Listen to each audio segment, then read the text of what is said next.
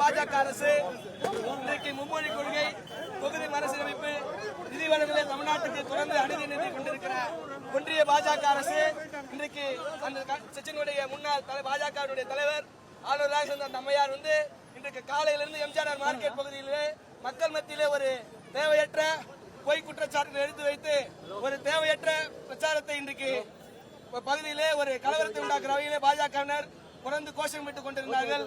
காலையிலிருந்து தமிழ்நாடுடைய காவல்துறை என்று அவர்களிடத்தில் பலமுறை சமாதானப்படுத்தினார்கள், பலமுறை அவர்களை அறிவுரை கூறினார்கள். அதை கேட்டுக்கொள்ளாத தமிழக பாஜகவினர் இந்த இடத்தில் ஒரு கலவரத்தை உண்டாக்க வேண்டும், இந்த இடத்திலே ஒரு கூச்சலை உருவாக்க வேண்டும், அத்துமீறி ஆர்ப்பாட்டத்தை செய்ய வேண்டும் என்று ஒரு கலவரத்தை உண்டாக்குற வகையில் பாஜகவினர் தொடர்ந்து செய்து கொண்டிருந்தனர். இதை காலையிலிருந்து ஒரு 4 மணி நேரம் காவல்துறையும் அவர்களிடத்தில் பேசி பார்த்தார்கள். ஆனால் தமிழக பாஜகவினர் இந்த இடத்திலே அமைதியிலே சிறைத்திருக்க வேண்டும் என்ற ஒரே காரணத்துடன் இந்த பகுதியிலே ஒரு கலவரத்தை உண்டாக்க வேண்டும் என்கிற காலையிலிருந்து சித்தரித்து இந்த பகுதியை ஒரு கலவர பூமியாக ஆக்க வேண்டும் என்று சட்டங்களை சீர்கிருக்கின்ற வகையிலே பாஜகவினர் செயல்பட்டார்கள்.